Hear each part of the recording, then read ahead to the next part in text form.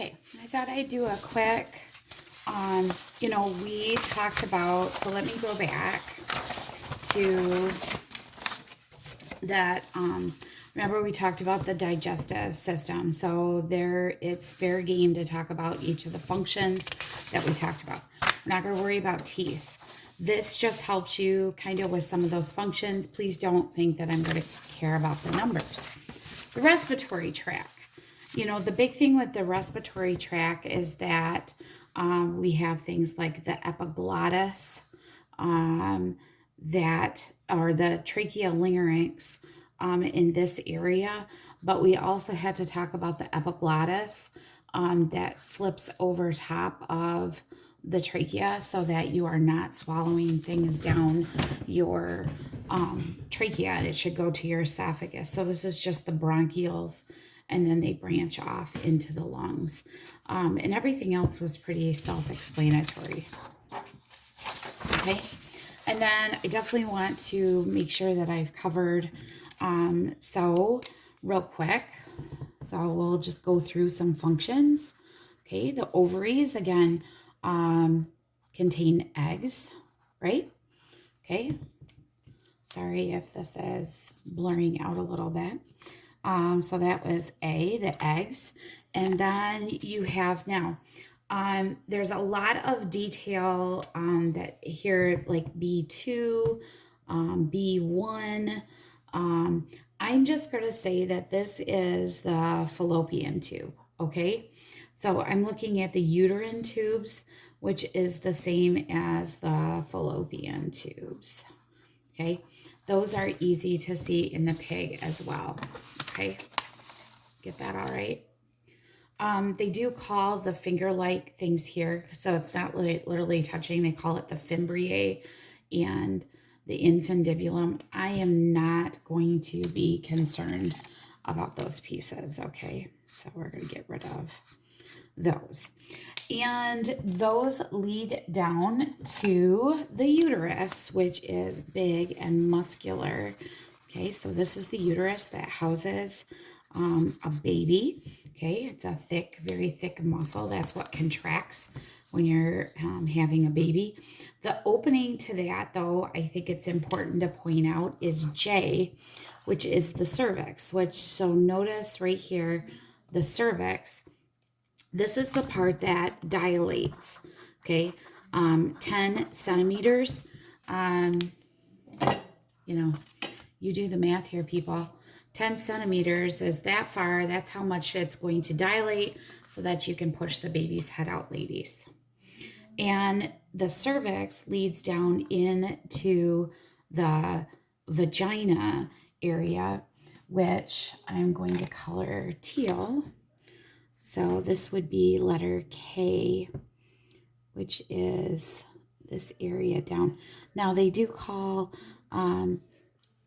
some other parts, but I'll just do this part is the vagina. Okay. So remember that you have to have sperm that makes up into the vagina and has to get up, through here into the uterus to actually fertilize the egg. And then the egg has to implant correctly into the uterine lining. So there's a lot of things that have to happen. Again, I can't believe that anybody gets pregnant because it's just such a number of events that have to happen for it to work. Other parts to notice, kind of similar to the urogenital papilla, would be the clitoris or the clitoris, which is the erectile tissue of the female right here, used for stimulation during intercourse. I'm not going to worry about the labium minora and majora. That's all the folds, okay, to the female genitalia. Just ways to keep, including hair here on the diagram. I don't want to not say that, but all the folds are just really there to protect and keep this clean, this area, and keep the bacteria out, okay? That was one of the things when I had, when you have a baby girl, is that getting all those folds clean after you've sat in a diaper and you pooped all over in your diaper is just really, really something you need to do. And that was something that it does take a bazillion wipes just to clean and make sure that all of those areas are clean after every soiled diaper. All right, here is your urinary bladder. I'll color that yellow. I thought that would be appropriate. So you can see as the uterus gets bigger how it could lean on that bladder. Okay, and then on the way out, of course, is the urethra, and that's pretty easy, huh? And then the other way, which I'll color brown, pretty appropriate, don't you think, is the rectum. Okay, and this would be the anus. This right here, I don't know if you noticed, looked really weird. This is really big right here. That's through the front of the pelvis, just so that you can see the relationship, see the spine. Okay, so see how, a big question, when you have birth, sometimes you end up pooping a little bit. Well, yeah, look at the uterus. As a baby's head comes out, it only makes sense. So when you stop and think about it, you have 3 separate holes for the different contents, which is really quite fascinating and pretty safe, so that you make sure that your fecal material goes this way. The sperm and eggs, your period comes out this way, and then you've got your urine. This is why it's so important when you have little girls that you teach them the proper way to wipe themselves, so that we're not taking fecal material and bringing it up this way to cause a bladder infection or a yeast infection. I know, more information than you ever wanted. Okay, did you get all those parts? All right, so on to the testes. Here we go. So the testes are down here. This looks very similar to the pig, right? This is where the sperm is produced. And then we had the big head of the epididymis, which we saw on the pig as well. Okay, which is starting that line of tubes that are going to make our way up. So I'm going to call it, now we call it the ductus deferens or vas deferens if you want. Makes its way up. So this is taking all the sperm.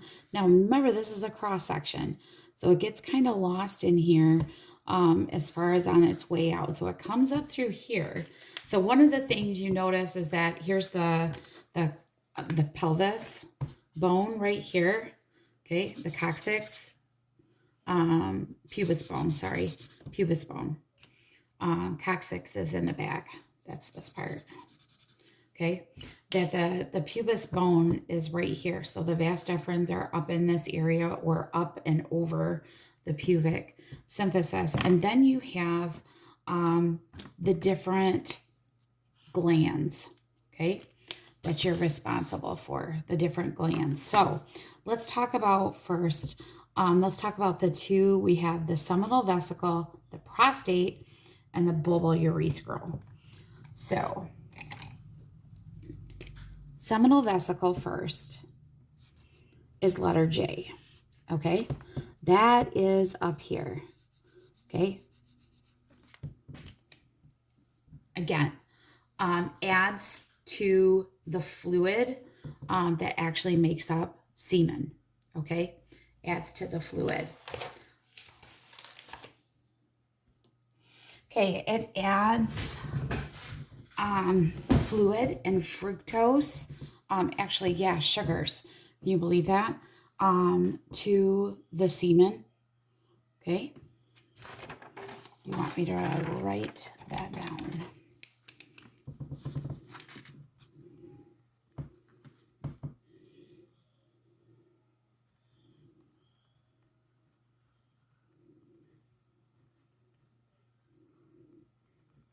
Adds basic fluid and fructose, because remember, the vagina is a very acidic place used to kill bacteria. So the sperm needs to have some sort of neutralizing fluid to make it through. Okay. the prostate gland. That's this thing right here. Kind of looks like it's got seeds. This is really interesting because you'll see, you see the draining where the bladder's coming out? Okay. So if you have prostate issues, a lot of times you're going to have problems urinating because the prostate gland can enlarge and cut off that supply. I know it doesn't kind of, oops, wrong color, doesn't kind of show how it goes into this area, but it also adds things to neutralize as well.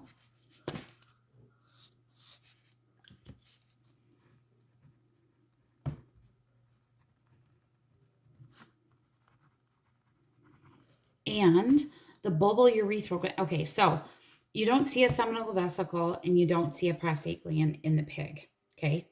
But you do see bulbourethral glands. And the bulbourethral glands do not they're very large in the pig, okay? They're not large here, but I'll tell you what this is for because I thought this was interesting. It produces mucus, okay, for lubrication during intercourse. Intercourse. You get the point, okay? And all of this adds to the sperm, which is making its way out, of course, through the urethra. So that's the thing on the male, both sperm and urine are coming out the same exit. We still have our rectum and anus, okay, are in a separate, but then all of this area, because here's the testes, all of this area is pretty much no orifices in that area. So this last part, I just want you to know this is the penis, and this is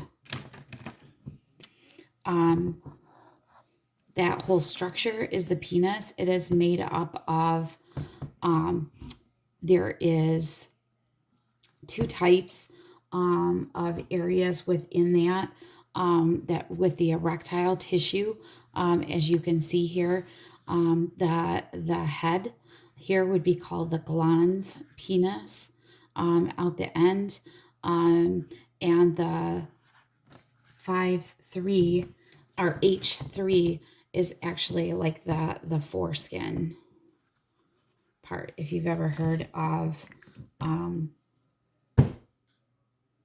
circumcision, okay? So that part is peeled back so that the head of the penis shows. So I'm just noting those things, okay? Sorry, I lost my light here. So here, oh, sorry. The scrotum is the sac that holds the penis, okay? Alrighty, thanks friends.